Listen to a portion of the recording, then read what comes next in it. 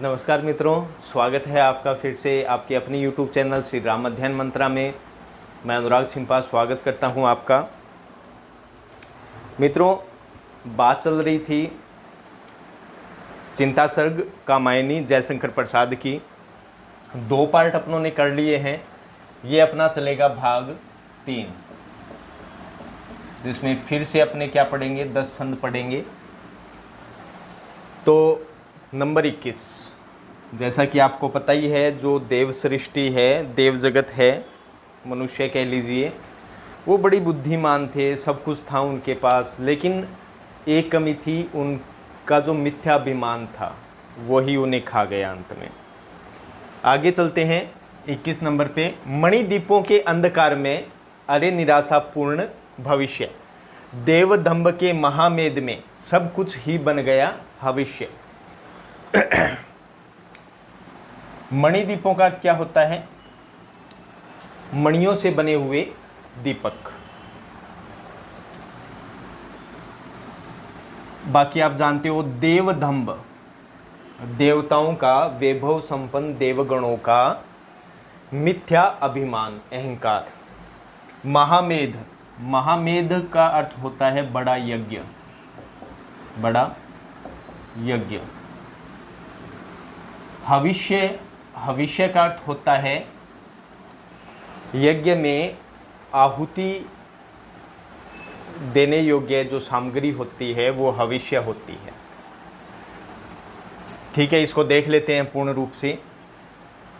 मनु यहाँ कह रहे हैं, अरे वैभव संपन्न देवतागण, आपके भवनों में तो क्या मणियों के सदैव दीपक जलते रहते थे, जिसमें रात्रि में भी दिन जैसी चमक उत्पन्न हो जाती थी, फिर भी तुम्हारा भविष्य पूरी तरीके से क्या था? अंधकार में था, अंधकार से युक्त था और निराशा से पूर्ण था। देवदंभ, तुम हे वैभव संपन्न देवतागण, तुम्हारे मिथ्या अभिमान, तुम्हारा मिथ्या अभिमान उसी प्रकार क्या हो गया? नष्ट हो गया, जिस प्रकार बड़े यज्ञ में आहुति की जो सामग्री होती है वो जलकर नष्ट हो जाती है। उसी प्रकार तुम्हारी देव सृष्टि, तुम्हारा जो देव जगत है वो, और तुम्हारा मिथ्याभिमान है वो पूरी तरीके से नष्ट हो गया। नेक्स्ट है 22वां। अरे अमरता के चमकीले पुतलों, तेरे वे जयनाद कांप रहे हैं आज प्रतिध्वनि, बनकर मानो दीन विषाद। यहां तक देखते हैं। देखो, ये पंक्ति पूरी तरीके से देख लीजिए किसके लिए आई है। ये देवतागणों के लिए आई है। पूरा इसका अर्थ क्या हो जाएगा? अर्थ हो जाएगा, अमरता की झूठी भावना से भरे हुए वैभव संपन्न देवगणों। संबोधन है, देवतागणों को कर रहे हैं और क्या कह रहे हैं? अमरता की झूठी भावना से भरे हुए वैभव संपन्न देवतागणों, तेरे विजयनाद, कि आपने इस संसार पे क्या कर ली थी? विजय प्राप्त कर ली थी। और जयनाद का मतलब विजय की प्राप्ति की जो ध्वनि होती है वो। तो तुमने क्या कर लिया था? संसार पे पूर्ण रूप से विजय हासिल कर ली थी। कि तुम्हारे जो विजय की जो ध्वनि थी, जो चारों ओर इस संसार में गूंजती रहती थी, आज वही ध्वनि इस महाप्रलय की लहरों से प्रतिध्वनित होकर क्या कर रही है? कांप रही है। और कांपकर मानो वो अब दीनता से किस में बदल गई है? विषाद, अर्थात दुख में परिवर्तित हो गई है। दीन मतलब दीनता का भाव। ये हो गया कौन सा आपका? 22वां। अब चलते हैं 23 नंबर पे। प्रकृति रही दुर्जय, दुर्जय पराजित हमसे सब थे भूले मद में, भोले थे हाथ तीरते केवल सब विलासता के नद में। अच्छा, पहले देख लेते हैं दुर्जय। दुर्जय का मतलब होता है जिस पर विजय प्राप्त न की जा सके। मद का मतलब होता है अहंकार। भोले का मतलब हो जाएगा मूर्ख। तीरते केवल सब विलासिता, विलासिते का मतलब होता है भोग विलास। और नद का मतलब होता है समुद्र। भूषण जी ने भी इसका प्रयोग किया है। नदी नद गए बरन केरलत है अपने ही काव्य में। पूरी तरीके से देख लेते हैं मित्रों। देखो, देव सृष्टि थी, वो अपने अहंकार के कारण धीरे धीरे इस प्रकार बढ़ रही थी कि हम सब पे विजय प्राप्त कर लेंगे, और उन्होंने सोचा कि प्रकृति पर भी विजय प्राप्त कर लेंगे। उन्हें क्या पता था कि प्रकृति मांगी रेप्टो मार देगी। ये सिर्फ बता रहा हूँ, मैं समझा रहा हूँ आप लोगों को कि देखो, मनु कह रहे हैं कि जो देवगण थे वो क्या थे, अपने अहंकार में खुद को भूले हुए थे, वो अपने मिथ्याभिमान में सब कुछ भूल चुके थे, और वो प्रकृति पर विजय प्राप्त कर उसे हराना चाहते थे। लेकिन प्रकृति के सामने ही उन्हें, उनके मुख के सम्मुख उन्हें हार का सामना करना पड़ा। भोले थे, अरे वो मूर्ख थे, वो केवल तीरते केवल सब विलासता के नद में। वो केवल क्या करते रहते थे, भोग विलास के समुद्र में तैरते रहते थे। यहां तक हो जाएगा। नंबर 24, वे सब डूबे, डूबा उनका विभव, बन गया पारावार, उमड़ रहा था देव सुखों पर दुख जलदी का नाद अपार। देख लेते हैं इनको। विभव का मतलब हो जाएगा वैभव। आप या तो ऐश्वर्य कह लीजिए या कह लीजिए वैभव। पारावार का मतलब सीमाहीन समुद्र।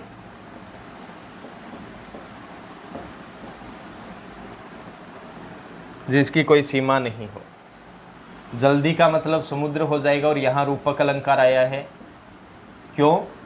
क्योंकि दुख को किसका रूप दिया गया है? जल्दी मतलब समुद्र का। और वैसे समुद्र की लहरें भी कह सकते हैं, दुख रूपी समुद्र की लहरें। नाद मतलब हो जाएगा ध्वनि। नाद मतलब क्या हो जाएगा? ध्वनि। अपार मतलब जिसका पार न पाया जा सके। यहां तक देख लेते हैं। मनु आगे कह रहे हैं कि वे सब वैभव संपन्न देवतागण सब अपने मिथ्याभिमान में क्या थे? डूबे हुए थे, भोग विलास में डूबे हुए थे, और उसी भोग विलास में, उसी मिथ्याभिमान में उनका जो वैभव था, ऐश्वर्य था, वो भी पूरी तरीके से डूब गया था। और वो डूबकर वो क्या बन गया था? एक सीमाहीन अथाह और सीमाहीन समुद्र का रूप उसने धारण कर लिया था। और वही समुद्र और उसमें उठती हुई दुख रूपी सागर की लहरों की जो ध्वनि है, जिसका पार न पाया जा सके, वो ही देवताओं के सुखों पर क्या कर रही थी? भयंकर रूप से उमड़ रही थी। मैं एक बार फिर नीचे वाली पंक्ति का बता देता हूं। उस दुख रूपी समुद्र की लहरों की जो ध्वनि है, जिसका पार न पाया जा सके, ऐसी लहरें वो देवताओं के सुखों पर, उसके वैभव पर भयंकर रूप से क्या कर रही थी? उमड़ रही थी। क्योंकि देवता जो गण थे वो पूरी तरीके से अपने मिथ्याभिमान, ऐश्वर्य और वैभव में खो गए थे। ठीक है। नंबर 25, वह उन्मत्त विलास हुआ क्या? स्वप्न रहा था या छलना? देव सृष्टि की सुख विभावरी, ताराओं की कलना थी। अच्छा, देख लेते हैं अर्थ। उन्मत्त का मतलब क्या होता है मित्रों? उन्मत्त का अर्थ या तो आप कर लीजिए स्वतंत्र, या कर लीजिए क्या? उच्छृंखल,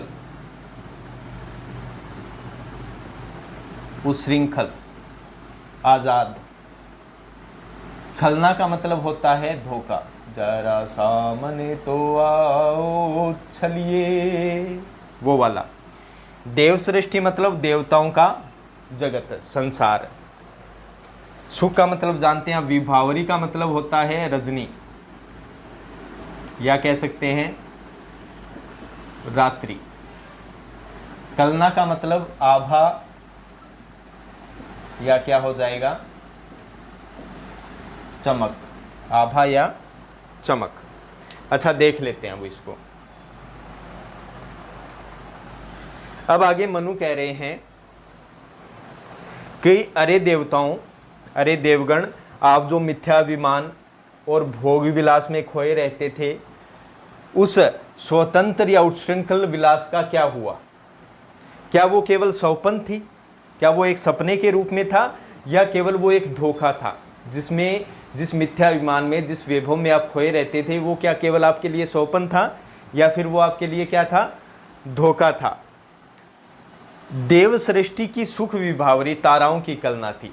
जो सुख से बनी हुई देव सृष्टि थी, देवताओं का जगत था, उसकी आभा या जो चमक थी वो रात्रि में चमकने वाले ताराओं के समान थी। जिस प्रकार रात्रि में तारे चमकते रहते हैं, रात्रि में चमक बिखेरते रहते हैं, उसी प्रकार जो देव सृष्टि का सुख था वो केवल एक क्या थी, एक आभा थी, एक चमक थी। ये आपके 25 तक हो गए, आज 5 हो गए। चलते हैं नेक्स्ट पे। ये मित्रों 26वां, ये क्या कहता है देखते हैं। चलते थे सुरभित अंचल से जीवन के मधु में निश्वास, कोलाहल में मुखरित होता देव जाति का सुख विश्वास। यहाँ तक देखते हैं। सुरभित का मतलब होता है सुगंधित, अंचल का मतलब वैसे तो वस्त्र होता है, लेकिन फिर आगे अपने देखें तो निश्वास, निश्वास का मतलब सांसें होती है, जो वस्त्रों में सांसें कभी नहीं चलती। ये लक्षणार्थ है। अगर इसका सीधा अर्थ जाने, लक्षणार्थ जाने, तो इसका अर्थ हो जाएगा शरीर, नाक या मुख से उत्पन्न होने वाली आनंद और उल्लास से युक्त सांसें, ये हो जाएगा। ठीक है, तो सुगंधित शरीर हो जाएगा। मधुमेह का मतलब आनंद और उल्लास, आनंद और उल्लास। निश्वास का मतलब हो जाएगा सांसें।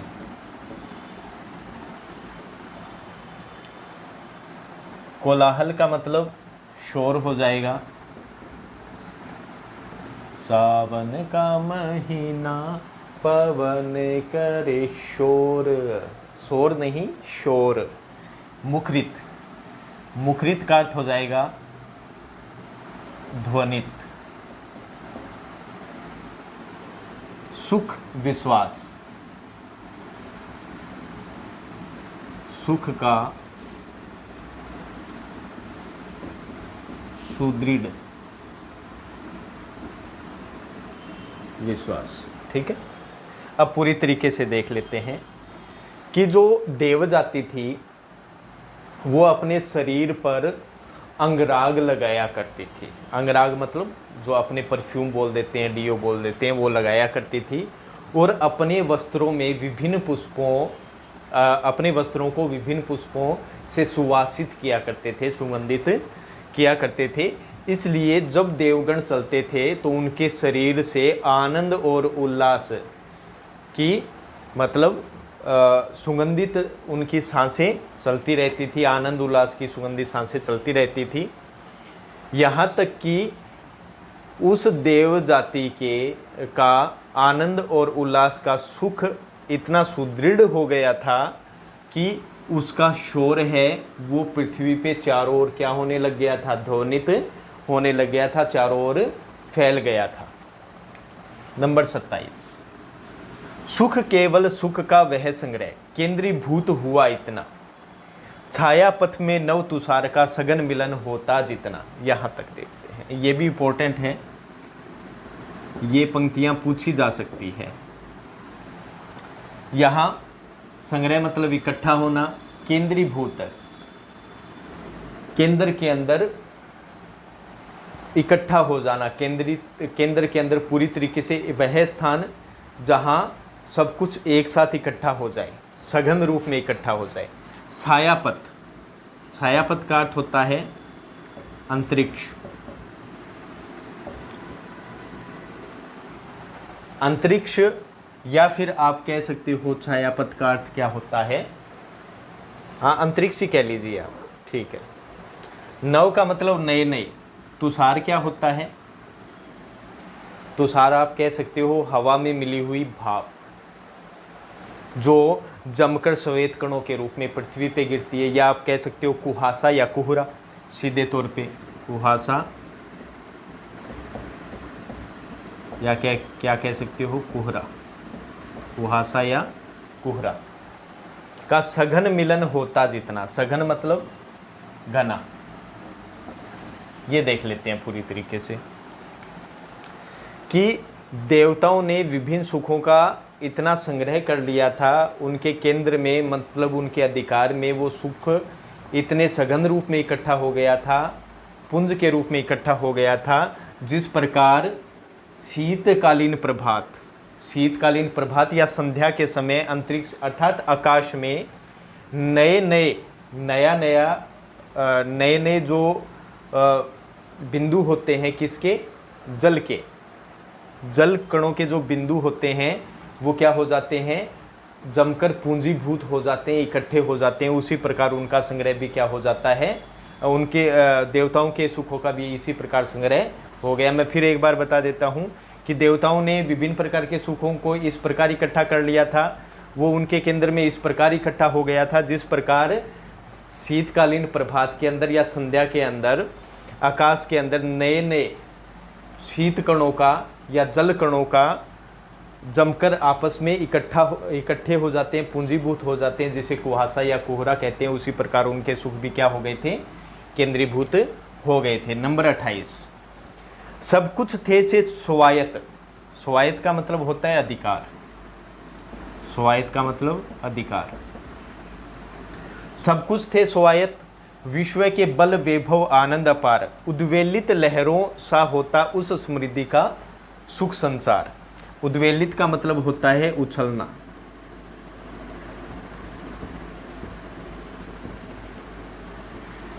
बल आप जानते हो, वैभव ऐश्वर्य, आनंद आप जानते हो। अब देख लेते हैं पूर्ण का। मनु कह रहे हैं कि देव जाति ने विश्व भर के अपार बल को, अनंत वैभव को, अनंत ऐश्वर्य को और असीम आनंद को क्या कर लिया था, अपने अधिकार में ले लिया था। और उनके इन अभ्युदय के कारण, समृद्धि का मतलब उन्नति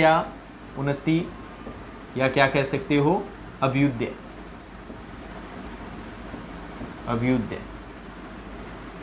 उनकी उन्नति या अभ्युदय का जो सुख था वो समुद्र की लहरों के समान उछलता हुआ प्रतीत हो रहा था। यहाँ तक देख लेते हैं। मैं एक बार फिर बता देता हूँ कि देव जाति ने विश्व भर के अपार बल को, अनंत बल को, अपार वैभव को और असीम आनंद के ऊपर क्या कर लिया था, अधिकार कर लिया था। और उनकी समृद्धि, उन्नति या अभ्युदय का जो सुख संसार था, सुख का जो चलना था, वो क्या हो गया था, समुद्र के अंदर उछलती हुई लहरों के समान हो गया था। तो यहाँ साय है तो उपमा अलंकार हो गया। क्यों? क्योंकि देवताओं की उन्नति या अभ्युदय के सुख संसार की समानता या तुलना किससे की गई है, समुद्र में उछलती हुई लहरों के समान की गई है। ठीक है। नेक्स्ट 29 नंबर, कीर्ति दीप्ति शोभा थी नचती, अरुण किरण सी चारों ओर, सप्त सिंधु के तरल कणों में द्रुम दल में आनंद विभोर। ये बड़ी बढ़िया पंक्तियां हैं। कीर्ति का मतलब क्या होता है, यश। कीर्ति यश हो जाएगा, दीप्ति क्या हो जाएगा, कांति या शोभा। शोभा का मतलब क्या हो जाएगा, सौंदर्य। नचती, यहां लक्षणा है। नचती, नाचती नहीं, नृत्य करती हुई नहीं, जबकि फैली हुई या फैलना। ठीक है। अरुण किरण, सूर्य की किरणों के समान। अरुण किरण से मतलब सूर्य की किरणों के समान। और यहाँ पूरे में आया है कौन सा, मानवीकरण अलंकार, क्योंकि कीर्ति दीप्ति शोभा को नचती, मानवीय चेष्टाओं का आरोप किया गया है। सप्त सिंधु, सातों महासागर, सातों महासागर। तरल कणों में, उसके जल कणों में। द्रुमदल, ध्रुव मतलब वृक्षों का, दल मतलब समूह है, अर्थात संपूर्ण वन प्रदेश। आनंद विभोर, आनंद में लीन, ठीक है। विभोर का अर्थ क्या हो जाएगा? लीन। आनंद का मतलब आप जानते हो। पूरा देख लेते हैं।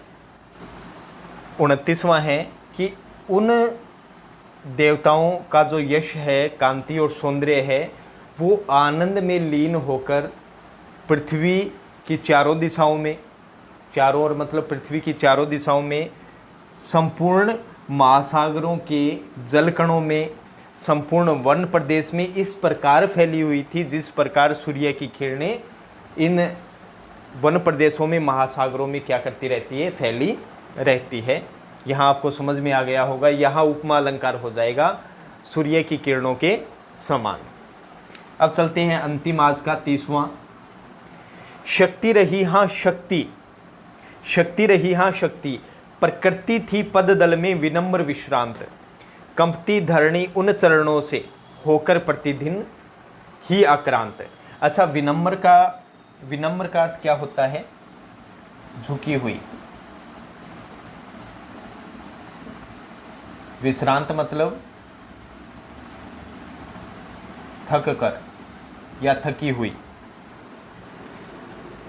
कांपना। धरणी मतलब पृथ्वी।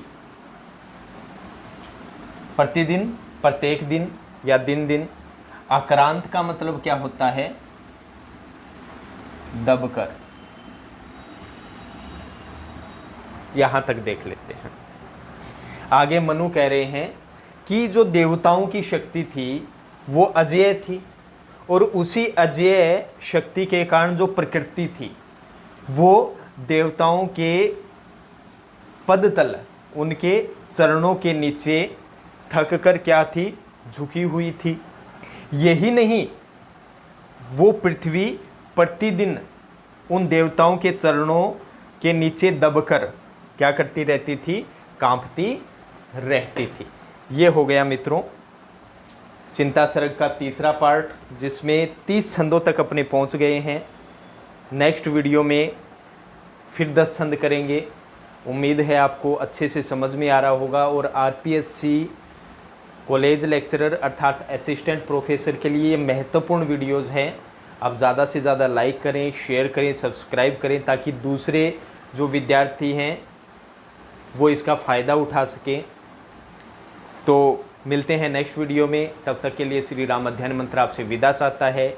जय हिंद, जय भारत साथियों।